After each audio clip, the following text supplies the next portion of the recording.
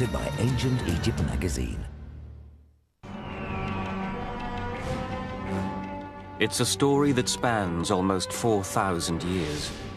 A story mired in controversy. Its message is timeless and mysterious. The Egyptian Book of the Dead is the ancient Egyptians' guide to the afterlife, and it may well be the world's first religious document.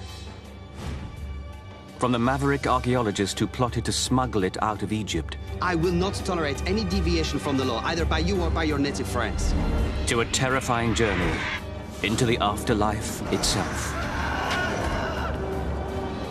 The Egyptian Book of the Dead is a story as old as civilization, the first vision of Judgment Day. A book that may answer the questions mankind has been asking for millennia.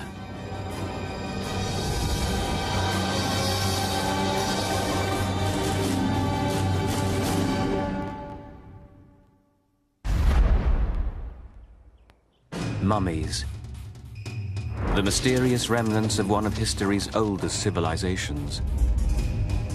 They whisper of vast expanses of time, of secrets wrapped deep within their ancient shrouds.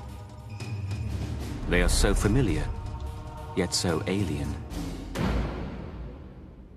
A frightening reminder of our own mortality, yet a tantalizing promise of immortality. The mummy is only the remnant of a far greater mystery.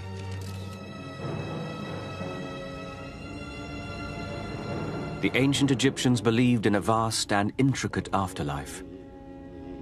Each mummified corpse was expected to resurrect in another world, for which there was only one guide, the Egyptian Book of the Dead, the name given to scrolls entombed with the mummified dead in ancient Egypt.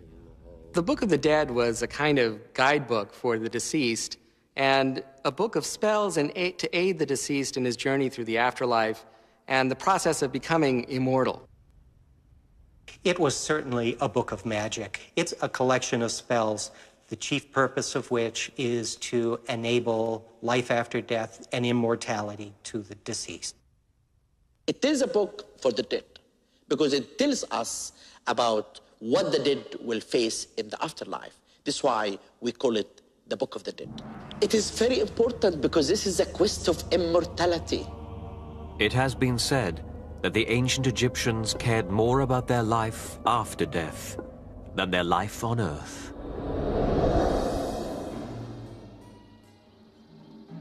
The ancient city of Thebes in the 19th dynasty, more than 3,000 years ago. This is the story of one Egyptian whom history only records as Ani.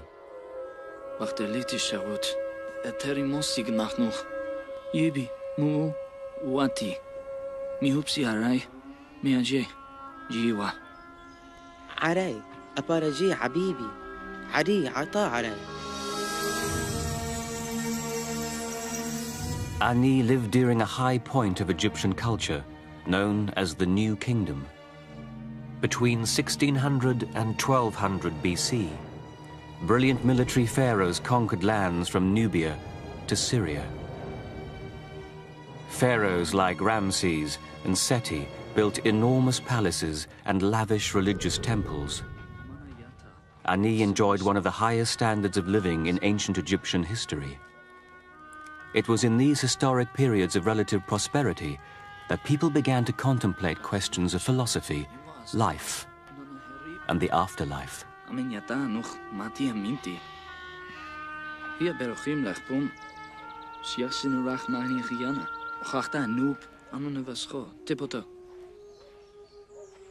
The afterlife weighed heavily on Ani's mind.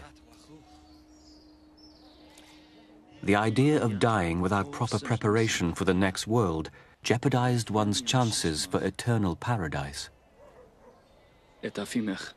يخفاخ ونحن حمو وعندنا ناح عنك بختليتي الشغوت يواز نوها نانا هرير اتري موسيق نحنوخ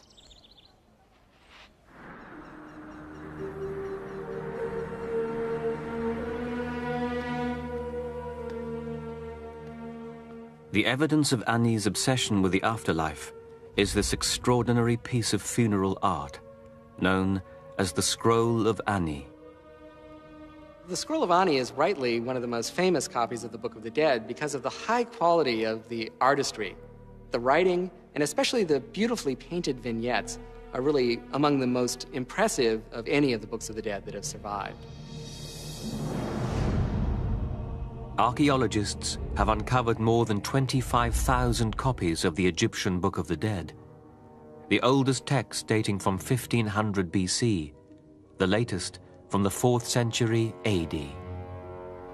But it is here, at the British Museum in the heart of 21st century London, that the famous Scroll of Annie, the finest example of the Egyptian Book of the Dead ever preserved, can be seen.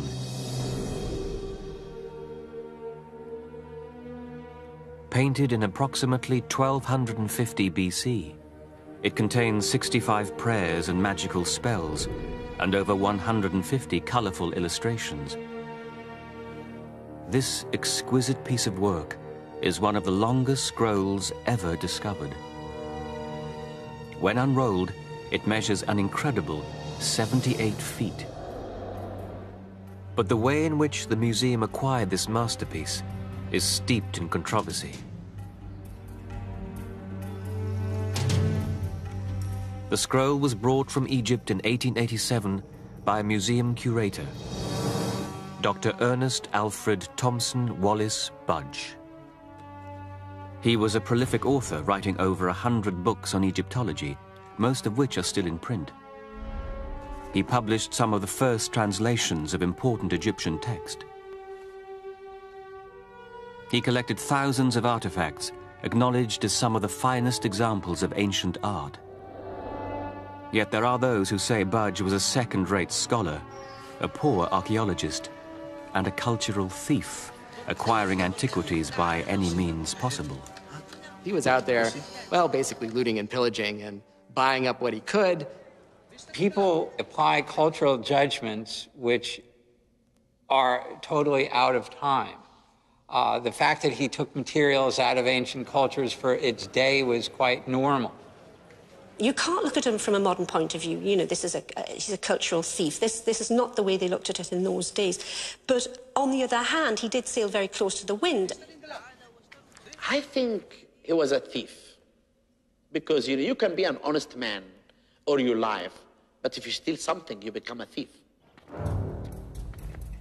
Although Budge may be controversial today, in his lifetime, he was a respected translator and one of the finest curators at the British Museum. In the autumn of 1887, the museum sent him to Egypt on an artifact collecting expedition.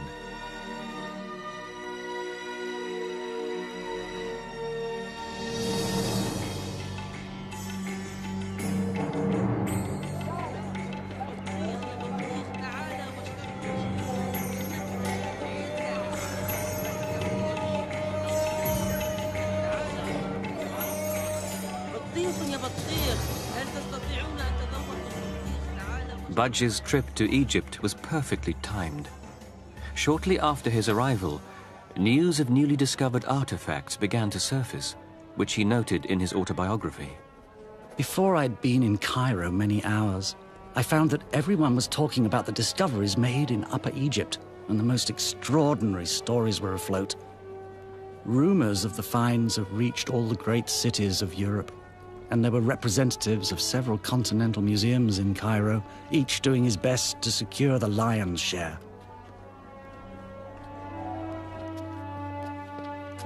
Budge's first stop was the Egyptian Museum to meet a fellow Egyptologist. There he was shocked by the shabby state of the museum's collection.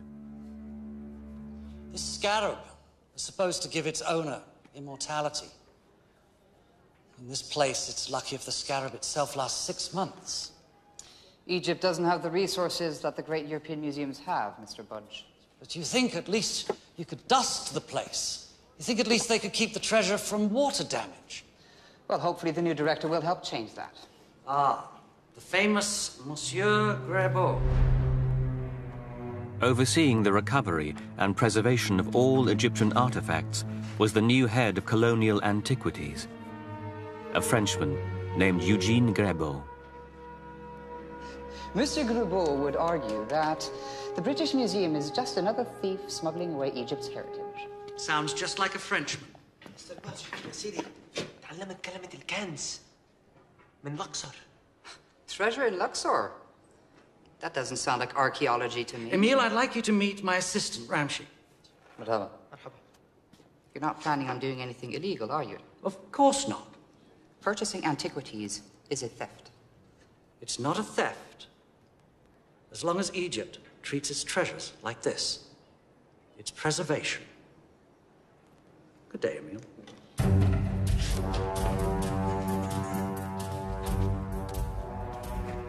Budge was determined to see these new discoveries for himself and set about planning his trip. Luxor was 450 miles along the Nile from his base in Cairo.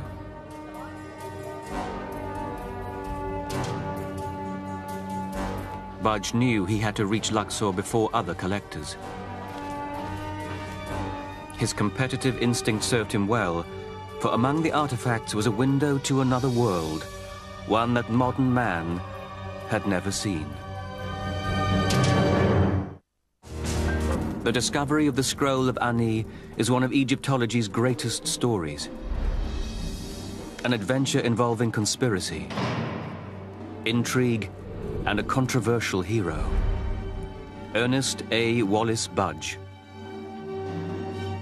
In 1887, Budge was in Egypt to acquire artifacts for the British Museum. I received information from a native in Egypt that some very important discoveries in Thebes had been made. He told me that a tomb had been found on the western bank of the Nile, which was the best he'd ever seen, and that there were in it several rolls of papyrus. He urged me to come without delay and to take possession of all these things before the authorities could seize them and cast their owners into prison.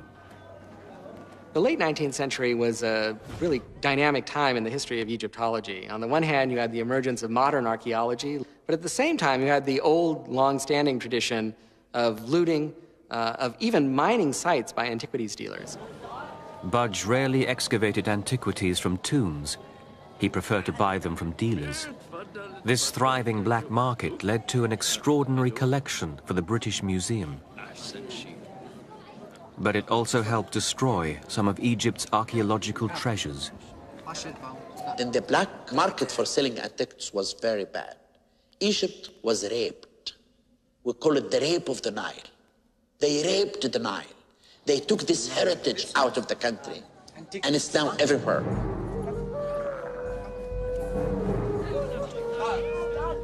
Budge's assistant, Ramsey, took him to a black market antiquities dealer, where he was given an intriguing artifact found in Luxor.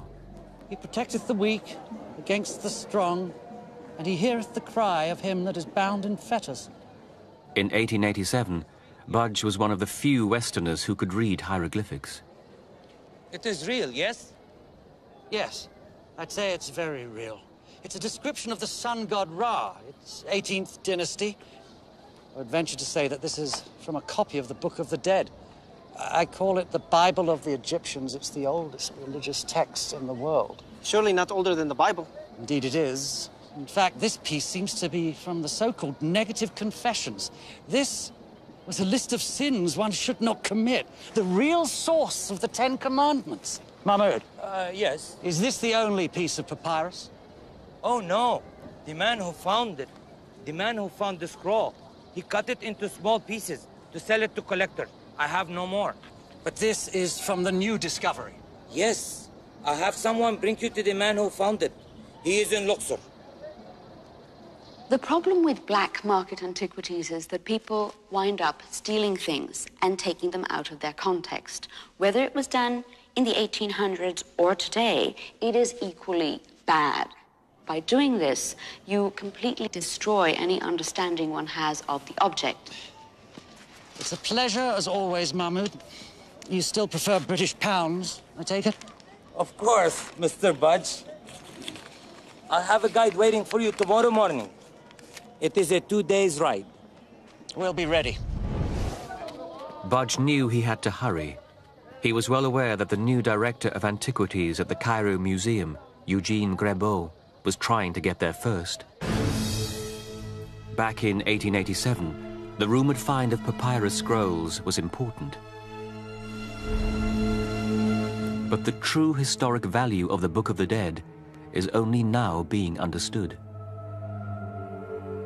Many believe it is the oldest example of religious writing in the world. You can see things are written in the Bible, in the Old Testament, and Quran. And therefore, religion today doesn't come suddenly. There is stages.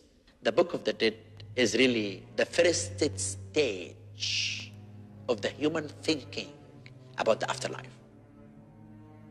Book of the Dead has its earliest antecedents in the oldest religious texts we have from ancient Egypt, the pyramid texts. And these were inscribed on pyramids during the 5th dynasty, around 2300 BC. Later, royal and noble Egyptians are choosing to have those same pyramid inscriptions written inside their coffins. And that set of texts are known as the coffin texts. Then, by the time of the New Kingdom, which was a tremendous research in literary and artistic production, we find mortuary literature that begins to gather all the spells from the coffins and write them into a papyrus roll that can be buried with your mummy. In 1250 BC, during Ani's lifetime, the spells in the Book of the Dead were already over 1,000 years old. We know from the historical record that Ani was a temple scribe. Today, he might be considered an accountant. We find out that he is a royal scribe. He is in charge of tallying the accounts of all of the offerings made to the gods. Temples were both religious institutions, but also major economic ones. And he was in charge of offerings, but also of granaries of the temple. Ani's position as scribe tells us he was part of an educated group within the Egyptian elite. He would have been very concerned about his place in the afterlife. Eternity could only be guaranteed by owning a Book of the Dead. The Book of the Dead was probably created in an institution called the House of Life, which was a place connected with great temple complexes where religious learning was promoted. This is where new rituals were designed, myths were created or at least elaborated on, and funeral texts were generated. Ani would have met with the priest at one of the temples to inquire about the Book of the Dead. There were two ways of getting a Book of the Dead. One was you commissioned one especially, and therefore probably paid a premium price to have a very high quality one that was designed for you precisely from the very outset. We also know that quite a lot of Books of the Dead were made without indicating who they belonged to. The name of the owner, which is repeated throughout any Book of the Dead, is actually left blank, so that when somebody came along and said they wanted one, they would simply write in the name of the new owner of it, and then it would be ready to be placed in his or her tomb.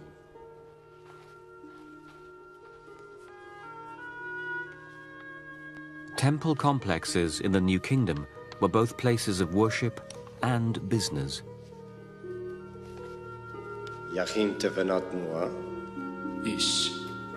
Amatzachonait.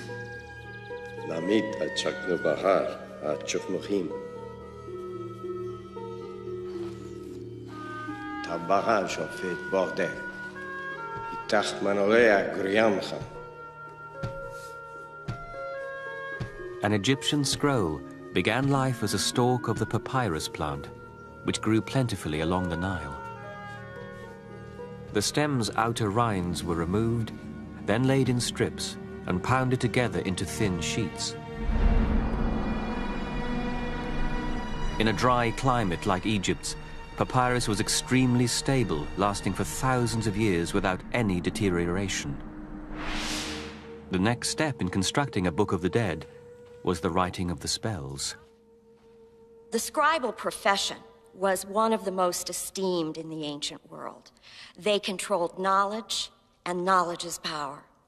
Now, the scribe didn't get to be a scribe by accident. It took years of rigorous training, starting with small boys who were sent to scribal schools at the temples or in the royal palace. They spent years and years mastering the thousands of symbols in the hieroglyphic language. In ancient Egypt, language is itself magical. It has the power to create. It is very much like the idea in the Gospel of John, that in the beginning is the Word, that there is this primal principle of language, which is certainly part of the Book of the Dead's whole point. It aims to create a blessed afterlife. The final point in creating the Book of the Dead would be painting the individual pictures, or vignettes. Ancient Egyptians believed that these images had a magical power, enough to determine a man's destiny. It's all part of this manufacturing process. You can see this sort of mass production mode of really confecting, assembling a Book of the Dead according to order. Purchasing a Book of the Dead would have affected Annie's entire family. It was quite expensive, perhaps half a year's wage for a person of, let's say, Annie's status. The ancient records reveal that Annie's wife was named Tutu. The couple would have had many discussions regarding the Book of the Dead. The choice was a difficult one for a family in the New Kingdom, to provide for the present or eternity.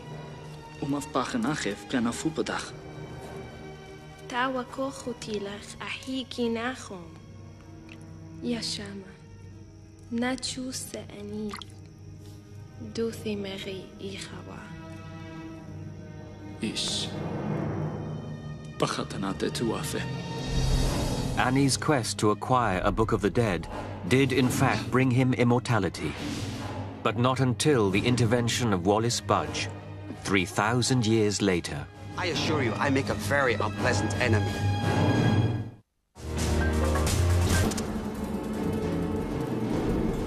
Ancient Egyptian civilization was a culture of death.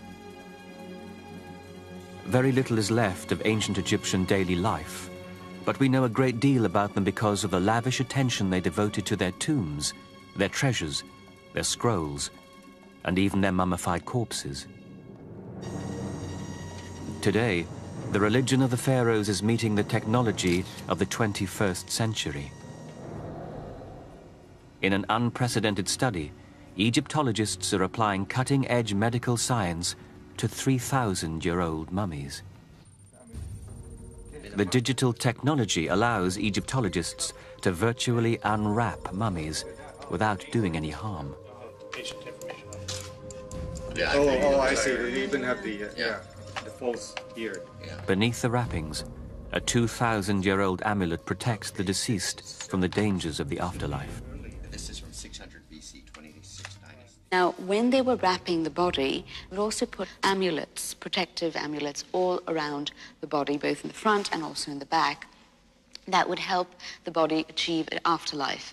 And what's quite nice is that some of these amulets are tied into things in the Book of the Dead. So you know that they are there to protect the body against specific perils that they're going to meet on the way through to the other side of the afterlife. Let's see, the mask was on... But why did the ancient Egyptians go to the trouble of preserving their dead to begin with? The ancient Egyptians mummified their dead because they believed that the soul really needed a more physical vehicle to enjoy all of the sort of physical delights of the afterlife. And so they used to mummify bodies, which meant preserving them so that they could be used by the soul to go back into the body, which would be perfectly preserved, and then could enjoy, you know, food, drink, anything else that the afterlife had to offer. But mummifying a body was not an easy process. What the embalmers would do is remove all the internal organs, the lungs, the liver, the stomach, and the intestines. The organs were placed in ceremonial jars, known as canopic jars, which would later be entombed with the body. Next, A long hook was used to pull the brain out through the nose. Ancient Egyptians did not believe the brain was an essential organ, so could be dispensed with. You can actually see the defect is right here, where they go in through the nose, punched a hole in the floor of the skull to remove the brain. Once the brain had been removed, they would melt resins and pour the liquid resin through the nostril and sort of roll the head around so that the cranium was coated. This was done so that they could prevent bacterial growth in the cranium. The heart was the only organ that would stay within the body. It was thought to be the center of intelligence and feeling, and those would be needed in the afterlife. They would wash the body out, dry it using natron, which is a kind of a salt and baking soda kind of mixture, and after 40 days of desiccation had elapsed, they would put oil and unguent on the body and then wrap it with great ceremony rituals, and that would be the end of mummification, and it would be buried. Mummification was just the beginning of a long journey. A journey for the soul of the deceased.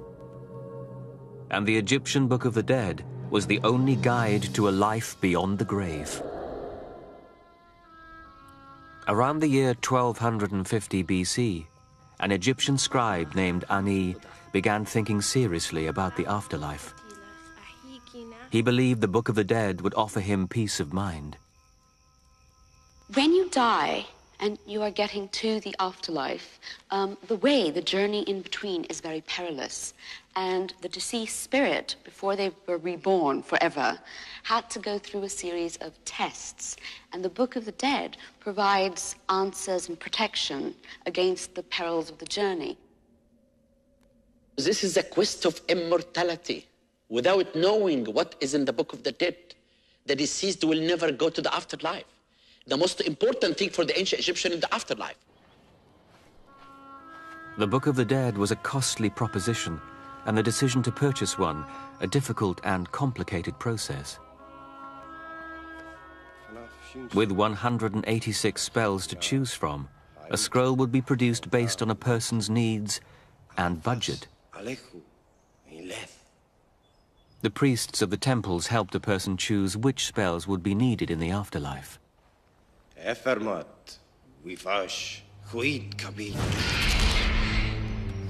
Naniruat ashit wat hat. Efermat wieder wat amad hod amit. Tumad kuhedioso. Anyat aminti. Fetz hamanan wulit tanuj. I sometimes wonder if these Book of the Dead didn't start out, in some ways, as a little extra moonlighting for money. Once you convince all the rich people that they just have to have this thing, then, I mean, the sky is the limit in how much you could charge. The creation of one's very own Book of the Dead may also have been a status symbol. The Book of the Dead would have been quite expensive for any ordinary person to afford. And in fact, we can see this play out archaeologically. We find that the Book of the Dead is only possessed by members of the elite. This was very different from the earliest days of Egyptian culture. Originally, mummification and an afterlife among the gods was reserved for the pharaoh only. Yet by Ani's time, the middle classes, and even the poor, hoped for a life after death and were willing to pay for it. It shows democratization of the afterlife, because originally those texts were only for the king. Then, when we get to the Middle Kingdom, they become accessible to sort of the high nobility. And then when we get to the New Kingdom, all of a sudden, a much larger group gets access to these texts. But in the New Kingdom, the Book of the Dead was written for everyone. It was found in the private tombs. It was found in the nobles' tombs. It was found in the tombs of the artisans. The spread of belief in the afterlife affected more than just the newly emerging middle class. Some scholars say the Book of the Dead influenced Jewish and Christian scripture. Ancient Christianity owes a great deal to ancient Egypt for its concept of heaven. This makes sense because most of the early Christian fathers were native Egyptians. And so when documents were being written concerning the nature and substance of the afterlife, since these things were not originally written in the Bible, the ancient Egyptians sort of filled in the blanks. The idea of spending one's afterlife with your loved ones in a pleasant place where you could do what you like is the same in both Christianity and in ancient Egyptian religion. There's even a case to be made that the Egyptian Book of the Dead influenced New Testament and Christian religious imagery. It's very clear when we study the history of the New Testament that, in fact, their main competition for the religion of Jesus was the religion of Isis and Osiris and their child, Horus. Many of the early figurations of the Virgin Mary sitting with baby Jesus on her lap are actually based on Isis statues, where Isis is holding Pharaoh, now her symbolic son. One of the first people to notice the connection between the Book of the Dead and the Bible was Wallis Budge. The fact remains the Egyptians did believe in one god. Osiris, who had lived upon the earth, had suffered a cruel death and had risen from the dead. There is no doubt that certain views and religious ideas of Christian sects may be traced directly to the Egyptians.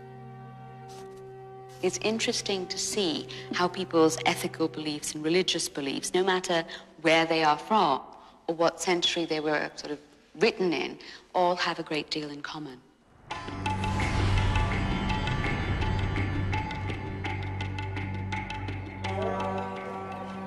When Wallis Budge arrived in Egypt in 1887, the country was controlled by a European coalition. Following a nationalist rebellion in 1882, Great Britain and France shared control of the country and the vital Suez Canal. Their coalition would control the politics and economy of Egypt for decades. But it was an uncomfortable union, and men like Budge didn't make the alliance any easier. Budge had heard rumors of an enormous discovery in Luxor, and his plans to find it were about to put him on a collision course with the new policies of the French head of colonial antiquities, Eugene Grebo. Mr. Budge. Yes? You will come with me. I will. What's this about? It is Monsieur Grebo. He must see you. He must he? Ramsey, I'll see you in front of the hotel tomorrow morning at 9. Monsieur Grebo had published one very good book on Egyptian religion, but by nature and disposition and training, he was unsuited for the post in which he was thrust.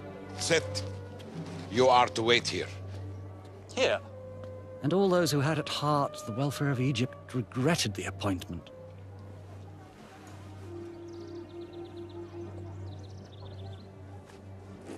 Pardon the subterfuge, Mr. Budge.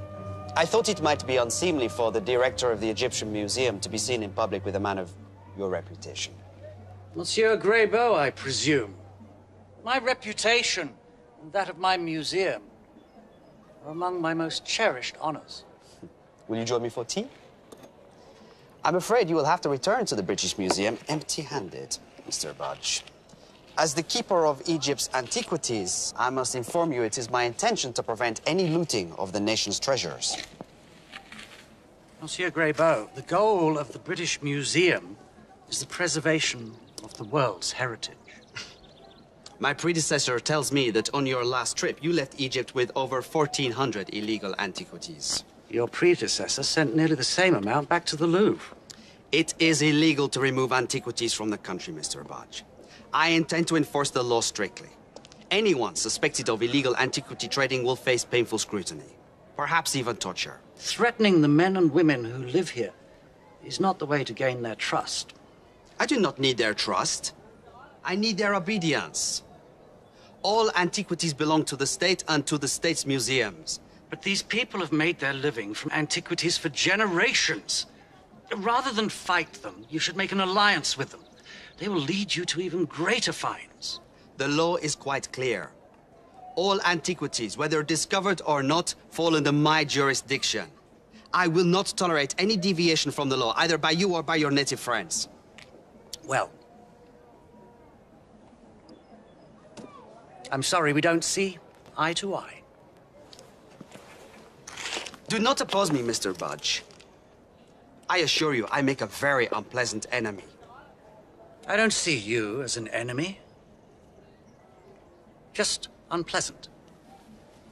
Good day to you. Budge knew the French authorities would arrest him if they discovered him buying antiquities. He had to get to Luxor as quickly as possible to see for himself the enormous hoard. This thing's supposed to take me all the way to Luxor, is it? Wallace Budge was willing to risk arrest, jail, and even worse, to get the treasure.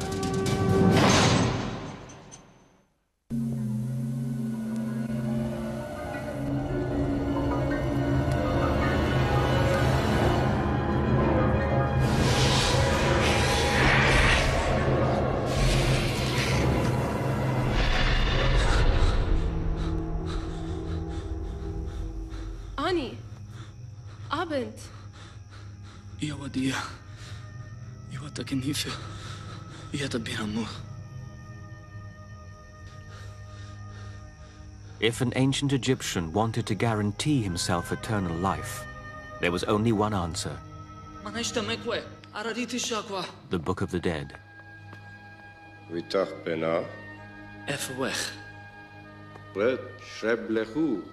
The Book of the Dead varied from individual to individual. We have up to 189 chapters that could be in the Book of the Dead.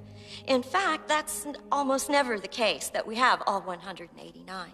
So we find that the scribes, based on their own theology or the preferences of their customers, had a lot of leeway in how they would put the Book of the Dead together. Now, a spell is a magical utterance or incantation, and the purpose of these was to help the deceased achieve eternal life, or immortality, life after death. The spells included in the Book of the Dead contained protections from demons that might attack the deceased. There's even a spell to protect the deceased from dying a second time. Egyptians faced hard physical labor in the afterlife as they plowed the soil and tilled the fields of the gods.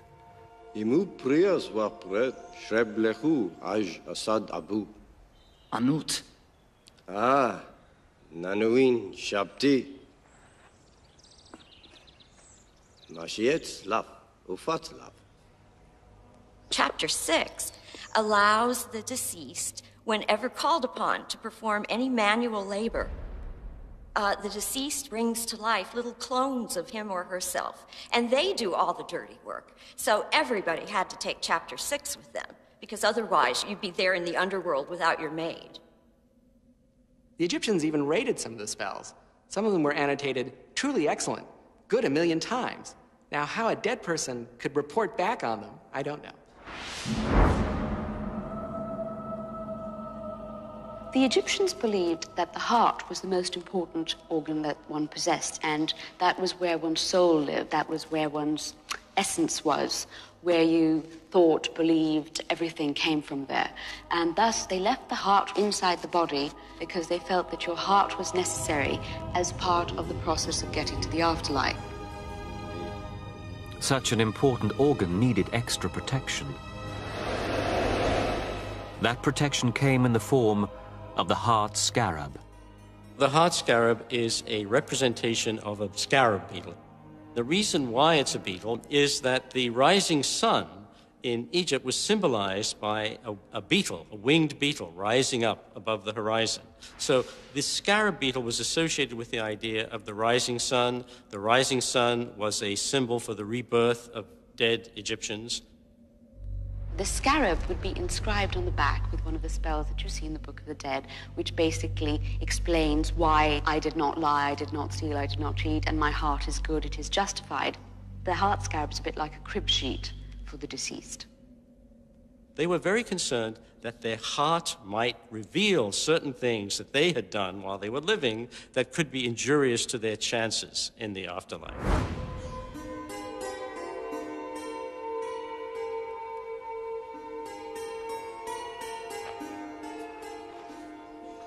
Ruhtasra ivarap ruhabor. Just as important as the text in the Book of the Dead were the lavish illustrations. The illustrations in the Book of the Dead give a little extra oomph to existing spells. For example, the spell against the demon beetle that might eat you up had a big depiction of the demon beetle on it being fended off by someone. So this would magically help enact the spell and help the deceased fend off this nasty critter that was about to eat him. Ani's scroll may have taken months, perhaps more than a year, to put together.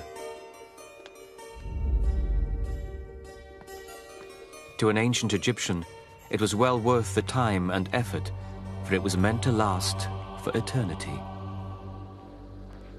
One can only imagine the relief and joy Ani must have felt when his scroll was finally complete.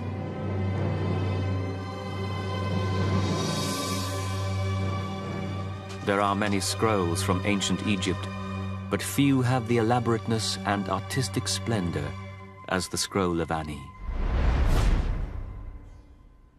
James Wasserman is a graphics artist and publisher. When I saw this scroll, my breath was taken away. It was just unbelievable.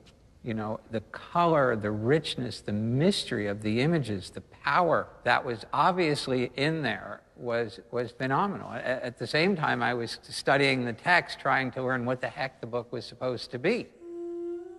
Wasserman produced a book from Ani's scroll, which not only includes the entire 78-foot parchment, but also its English translation. It is now possible to read Ani's Book of the Dead as Ani himself would have read it. If one reads and studies and meditates upon the images and the stories that are in the Book of the Dead, one sees a sense of pride, a sense of belonging. The initiate is seeking to learn and to persevere through tests of his moral character. Here we see Ani and Tutu approaching the most dramatic scene of the entire papyrus, where Ani's heart will be placed on a scale and balanced against the feather of truth of the goddess Mot. If his heart is found too heavy, he will immediately be devoured by this monster, Amit.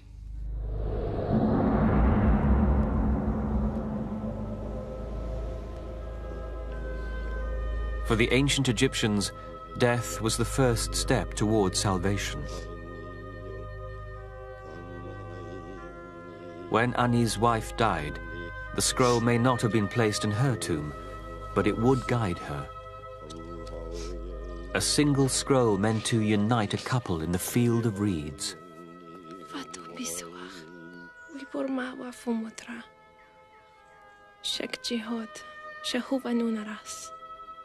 شويتو وات وانا في بنخي خان يباديس فوتنيتي.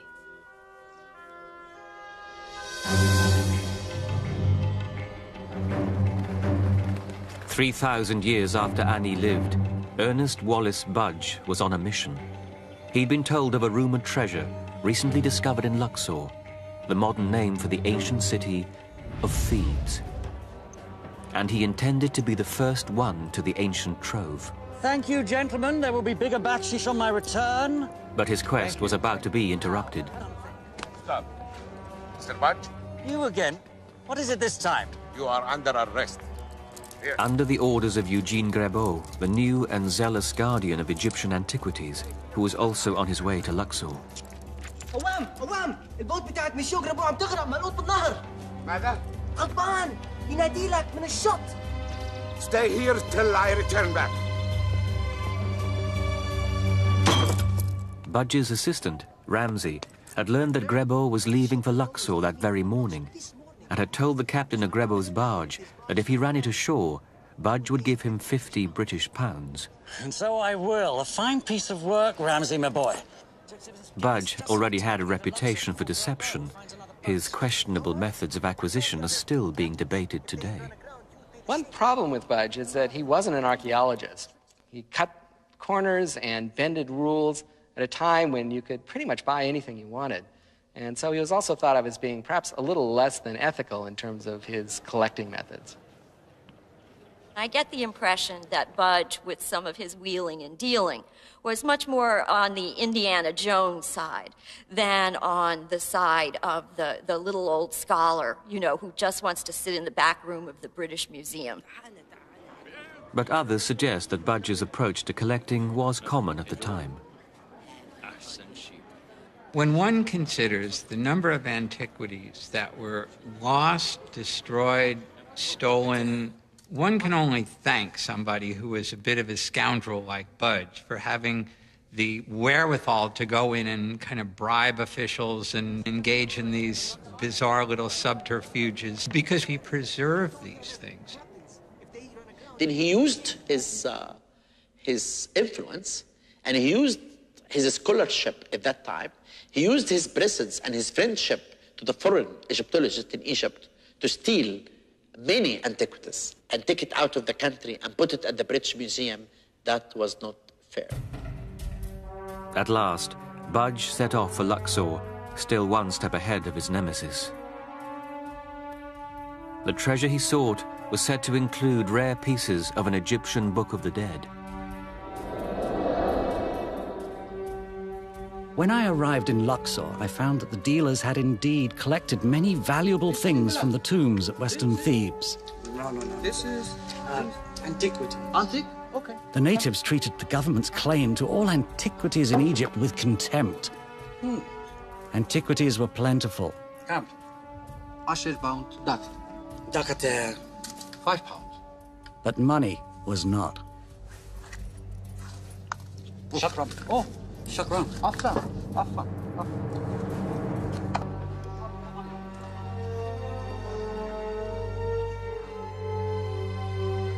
Budge could only imagine what these ruins would have looked like in the time of the pharaohs. Some 3,000 years earlier, when Luxor was known as Thebes, a scribe named Ani commissioned his own Book of the Dead at a cost of half a year's salary. Its value to him in the afterlife would soon be tested.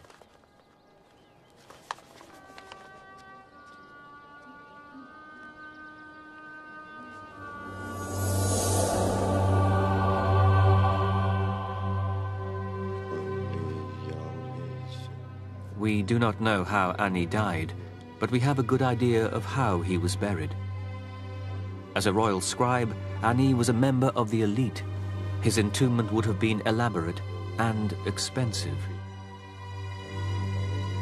We know there were different, shall we say, price ranges for mummification.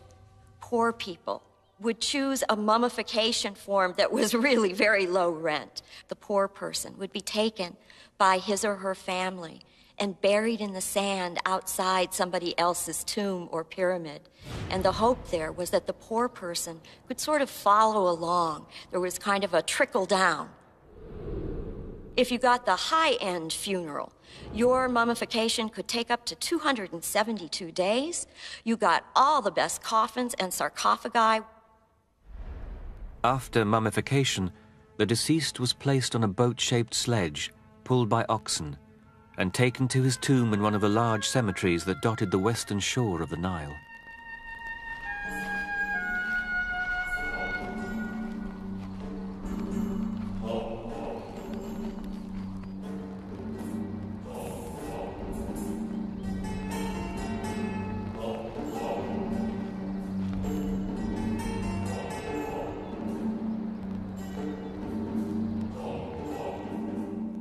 Illustrations of Egyptian funerals show not only grieving relatives, but also musicians, dancers, priests, and professional mourners.